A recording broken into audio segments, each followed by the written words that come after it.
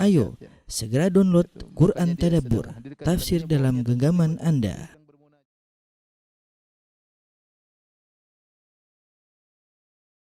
Assalamualaikum warahmatullahi wabarakatuh. Innal hamdalillah nahmaduhu wa nasta'inuhu wa nastaghfiruhu wa natubu ilaihi wa na'udzu billahi min shururi anfusina wa min sayyiati a'malina. May yahdihillahu fala mudilla lahu wa may yudlil fala hadiyalah. Wa asyhadu an la ilaha illallah wahdahu la syarika lah. Wa asyhadu anna Muhammadan abduhu wa rasuluhu la nabiyya ba'dah. Ya ayyuhalladzina amanu taqullaha haqqa tuqatih wa la tamutunna illa wa antum muslimun. Fa inna asdaqal hadithi kitabullah wa khairal huda huda Muhammadin sallallahu alaihi wasallam. Wa syarrul umuri muhdatsatuha wa kullu muhdatsatin bid'ah wa kullu bid'atin dhalalah wa kullu dhalalatin finnar. Ma'asyiral muslimin, usi nafsi wa iyyakum bittaqullah faqad fazal muttaqun. Sungguhnya di antara ibadah yang mudah, pahalanya sangat besar, namun sering dilalaikan oleh sebagian kita adalah membasahi lisan untuk berzikir kepada Allah Subhanahu wa taala. Nabi sallallahu alaihi wasallam telah mewasiatkan kepada salah seorang sahabat, la yazalu lisanuka ratban min dzikrillah. Hendaknya lisanmu selalu basah karena berzikir kepada Allah Subhanahu wa taala. Terlalu banyak dalil-dalil yang menunjukkan bahwasanya berzikir adalah ibadah yang sangat agung dan sangat mudah dikerjakan, mendapatkan pahala yang besar dan kapanpun bisa dikerjakan oleh seorang hamba. Dan di antara sekian banyak zikir yang agung adalah istighfar, beristighfar kepada Allah Subhanahu wa taala. Zikir dengan istighfar mendapat perhatian khusus dalam syariat. Karenanya Nabi SAW bersabda, tuba liman wajada fi sahifatihi istighfaran katsira.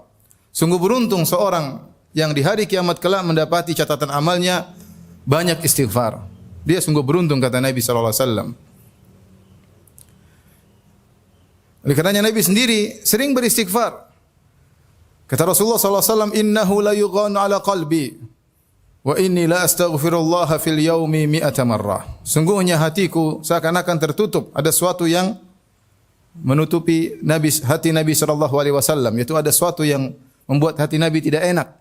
Maka Nabi SAW mengatakan, maka aku beristighfar kepada Allah setiap hari 100 kali.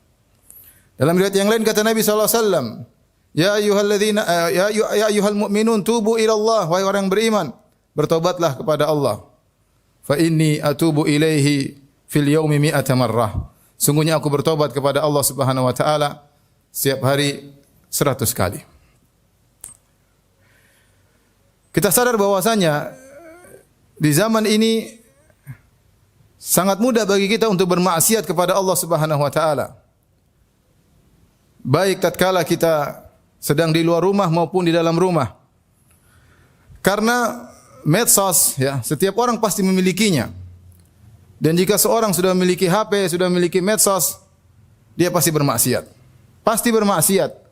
Entah bermaksiat dengan apa yang dia lihat, entah bermaksiat dengan apa yang dia dengar, entah bermaksiat dengan apa yang dia baca, yang dia komentari, dan itu pasti dia lakukan. Betapa banyak aurat wanita yang kita lihat di medsos. Dan lama-lama kita terbiasa. Sementara lisan kita enggan untuk beristighfar kepada Allah Subhanahu wa taala. Oleh karenanya seorang berusaha untuk banyak istighfar karena dia sadar bahwasanya dosa setiap hari dia lakukan. Kalau dahulu orang berdosa, dia keluar dari rumahnya, maka dia akan banyak melakukan dosa. Jika dia menetap di rumahnya, maka dia terhindar dari banyak dosa. Namun di zaman sekarang berbeda. Seorang dalam rumah pun tidak bisa terhindar dari berbagai macam dosa. Selama dia bisa mengakses internet, dia bisa melihat apa yang dia lihat, maka dia tidak akan luput dari perbuatan dosa. Belum lagi dosa-dosa yang lain. Ini menekankan kita untuk sering beristighfar kepada Allah Subhanahu wa taala. Di antara hal yang menekankan kita untuk banyak istighfar kepada Allah Subhanahu wa taala, tidak mampunya kita untuk bersyukur kepada Allah Subhanahu wa taala atas banyak kenikmatan yang Allah berikan kepada kita.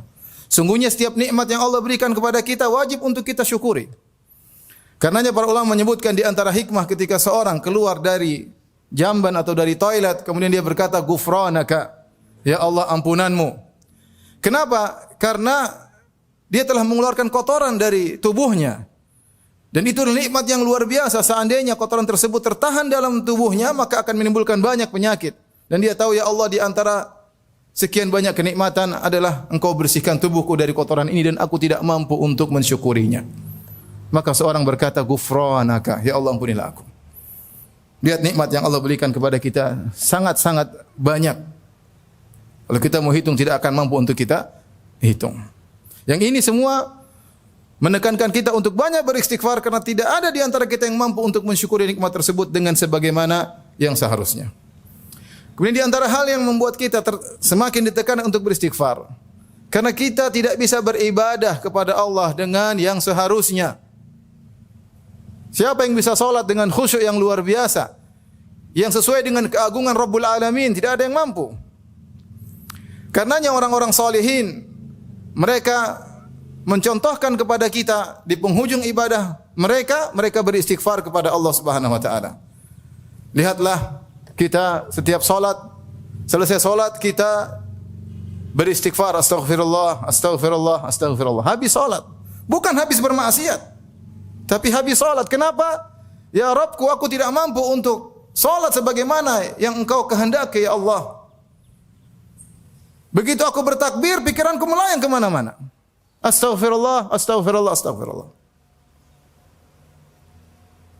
Lihatlah bagaimana orang-orang salihin setelah mereka salat malam.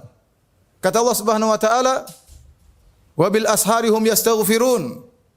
Dalam ayat yang lain, "Wal mustaghfirina bil ashar." Dan mereka beristighfar di waktu sahur. Siapa mereka ini? Ini orang-orang yang malamnya mereka salat malam, siangnya mereka bersedekah, berinfak. Malamnya mereka salat malam, mereka tutup salat malam mereka dengan astaghfirullah, astaghfirullah, astaghfirullah, astaghfirullah. Mereka tidak ujub, mereka tidak bangga dengan ibadah yang mereka lakukan. Mereka sadar bahwasanya ibadah yang mereka lakukan penuh dengan kekurangan. Oleh karenanya, ya, Allah Subhanahu wa taala menyuruh orang-orang tatkala berhaji kemudian beranjak meninggalkan padang Arafah, Allah mengatakan wastaghfirullah, beristighfarlah kepada Allah Subhanahu wa taala. Haji, sudah mengorbankan uang, biaya, letih sampai ke padang Arafah, di bawah terik matahari berdoa kepada Allah Subhanahu wa taala. Fa idza afadtum min Arafatin fadhkurullaha indal masy'aril haram. Dan seterusnya kata Allah Subhanahu wa taala wastaghfirullah, beristighfarlah kepada Allah Subhanahu wa taala. Lihatlah Nabi sallallahu alaihi wasallam di penghujung dakwah beliau, setelah beliau berdakwah selama 23 tahun, yang seluruh waktunya beliau perjuangkan untuk Allah. Tidaklah Nabi berdiri, tidaklah Nabi duduk, tidaklah bergerak, tidaklah berkata, tidaklah Nabi melakukan apapun kecuali karena Allah Subhanahu wa taala. Dan lihat bagaimana dakwah Nabi sallallahu alaihi wasallam berhasil. Akan tapi Allah Subhanahu wa taala berfirman, "Idza jaa nasrullahi wal fath wa ra'aitan nasa yadkhuluna fi dinillahi afwaja fasabbih bihamdi rabbika wastaghfirhu innahu kana tawwaba." Jika telah datang pertolongan Allah, kemenangan Allah dari Allah Subhanahu wa taala dan kau melihat orang-orang sudah berbondong-bondong masuk Islam, yaitu dakwah Nabi berhasil. Namun apa kata Allah? Fasabbih bihamdi rabbika wastaghfirhu. Bertasbihlah dan istighfarlah. Setelah turun ayat ini, Nabi SAW setiap rukuk dan sujud, yata'awwalul Quran, maka beliau berdoa, Subhanakallahumma rabbana wa bihamdika Allahumma ghfirli. Beliau beristighfar tatkala rukuk dan beliau istighfar tatkala sujud. Jadi ini yang buat kita harus sering beristighfar kepada Allah Subhanahu wa taala karena kita sering melakukan dosa. Kita tidak pandai bersyukur dan kita tidak bisa beribadah kepada Allah sebagaimana mestinya. Karenanya Syekhul Islam Ibnu Taimiyah rahimahullah menyebutkan, lihatlah ibadah salat. Ibadah salat isinya istighfar. Isinya istighfar. Dari awal sampai akhir isinya istighfar. Bahkan seorang tatkala mengawali salat dengan doa istiftah, di antaranya Allahumma ba'id baini wa baina khataayaya kama ba'ata bainal masyriq wal maghrib. Itu salah satu bentuk dari istighfar kepada Allah. Allahumma naqqini min khataayaya, ya Allah bersihkanlah aku dari dosa-dosaku. Istiftah, istighfar kepada Allah Subhanahu wa taala, ya. Kemudian tadi kita sebutkan tatkala ruku, subhanakallahumma rabbana wa bihamdika Allahumma ghfirli. Ruku istighfar. Tatkala sujud juga kita baca doa tersebut, subhanakallahumma rabbana wa bihamdika Allahumma ighfirli. Tatkala kita duduk di antara dua sujud, kita juga beristighfar, Rabbi ighfirli, Rabbi ighfirli, Rabbi ighfirli, atau Rabbi ighfirli warhamni wajburni, dan seterusnya. Kita beristighfar kepada Allah Subhanahu wa taala. Kemudian tatkala kita berdoa di penghujung salat, setelah kita bertasyahud, Nabi mengajarkan doa-doa, di antaranya doa-doa Allahumma ighfirli ma qaddamtu wa ma akhartu wa ma asrartu. Ya Allah, ampuni aku. Ya. Jadi salat isinya istighfar. Setelah salat yang kita ucapkan astaghfirullah, astaghfirullah, astaghfirullah. Saking agungnya istighfar, sampai-sampai Nabi disuruh oleh Allah untuk beristighfar bagi kaum mukminin. Fa'lam annahu la ilaha illallah wastaghfir li dzambik walil mu'minin. Mohonkanlah ampunan untuk dirimu wahai Muhammad dan juga kepada orang-orang beriman. Saking agungnya istighfar, ketika malaikat berdoa untuk kaum mukminin, apa yang mereka doakan untuk kaum mukminin? Mereka mohon istighfar buat kaum mukminin. Kata Allah Subhanahu wa taala, "Alladzina yahmiluna al-arsya wa man hawlahu yusabbihuna bihamdi rabbihim wa yu'minuna bihi wa yastaghfiruna lilladzina amanu rabbana wasi'ta kulla syai'in rahmatan wa ilma." Dan seterusnya. Kata Allah Subhanahu wa taala, para malaikat yang mereka mengangkat arsy dan yang berada di sekitar arsy, yang mereka beriman kepada Allah, wa yastaghfiruna lilladzina amanu, dan mereka mohon ampunan bagi orang-orang yang beriman. Karenanya jangan segan-segan agar kita membasahi lisan kita untuk istighfar. Apa susahnya kita berjalan sambil astaghfirullah, astaghfirullah, astaghfirullah. Apa usahanya kita naik kendaraan sambil kita mengucapkan astaghfirullah, astaghfirullah, astaghfirullah. Apa usahanya kita nunggu antrian sambil kita mengucapkan astaghfirullah, astaghfirullah, astaghfirullah. Sangat mudah. Daripada kita bengong waktu berjalan, sementara lisan kita tidak basah. Sungguh detik-detik yang kita lewati dengan tidak ada manfaat sama sekali. Oleh karenanya isi waktu kita untuk banyak berzikir, di antaranya beristighfar kepada Allah Subhanahu wa taala. Aqulu qouli hadza astaghfirullah li wa lakum wa li sa'iril muslimin min kulli dhanbin wa khati'ah fastaghfiruhu innahu huwal ghafurur rahim.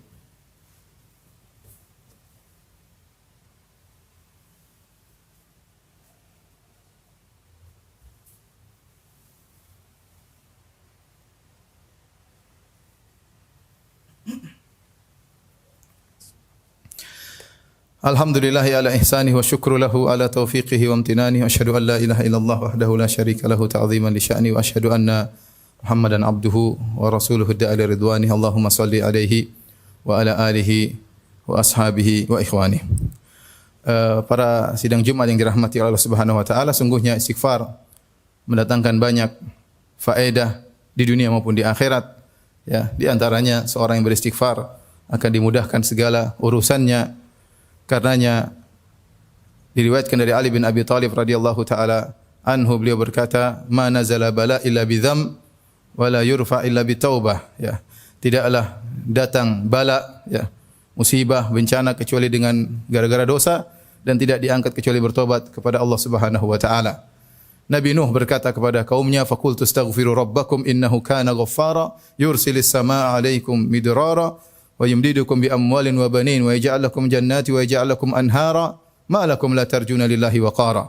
Aku katakan kepada mereka, kata Nabi Nuh kepada kaumnya, beristighfarlah kepada Rabb kalian. Sungguhnya Rabb kalian sangat mengampuni dosa-dosa kalian. Jika kalian beristighfar, yursilis sama alaikum midrara. Niscaya Allah akan menurunkan hujan yang lebat, yang berkah. Ya.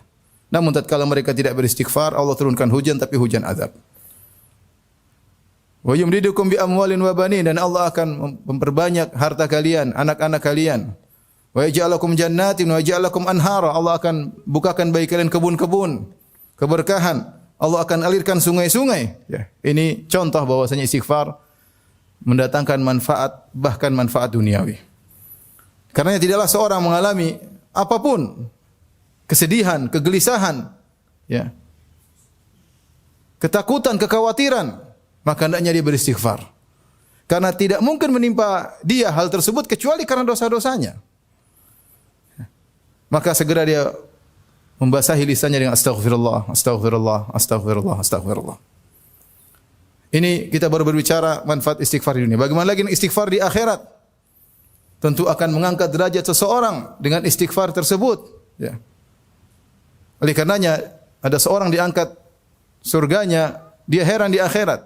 Inna rajula la turfa'u darajatuhu fil jannah. Ada seorang diangkat derajatnya di surga. Dia mengatakan, "Anna li hadza? Kok bisa saya derajatnya tinggi?" Maka dikatakan kepadanya, "Bistighfari waladika laka." Karena anakmu selalu mohon ampunan buat engkau. Karena anakmu selalu mohon ampunan buat engkau. Karenanya dengan semakin terkikisnya dosa, semakin habisnya dosa, maka derajat seorang semakin tinggi di surga kelak. Mungkin orang-orang banyak masuk surga, tetapi bagaimana derajat mereka sesuai dengan hilangnya dosa dari mereka. Karenanya ketika di padang mahsyar tidak ada yang bisa memberi syafaat kecuali Nabi SAW. Semua nabi-nabi yang mulia menolak untuk memberi syafaat agar Allah datang memulai persidangan. Orang-orang datang kepada Nabi Adam alaihissalam. Mereka puji Nabi Adam alaihissalam. Anta abul bashar. Khalaqakallahu biyadaihi. Wa asjada laka malaikatahu. Ala tara ma nahnu fih. Wahai Adam, engkau nenek moyang manusia. Allah ciptakan engkau dengan kedua tangannya. Allah menyuruh malaikat sujud kepadamu. Tidakkah kau lihat bagaimana kondisi kami? Ala tashfa' lana inda rabbik. Tidakkah kau memberi syafaat bagi kami di sisi Allah Subhanahu wa taala? Lihat kondisi kami, matahari dalam jarak 1 mil, keringat bercucuran. Kata Adam, "Inna rabbi qad ghadiba al-yawma ghadaban lam yaghdab mithlahu qablahu wala ba'dahu." Sungguhnya Rabbku murka pada hari ini. Belum pernah Allah murka seperti ini sebelumnya dan tidak akan murka seperti ini setelahnya. Sungguhnya aku telah dilarang mendekati suatu pohon dan aku melanggarnya.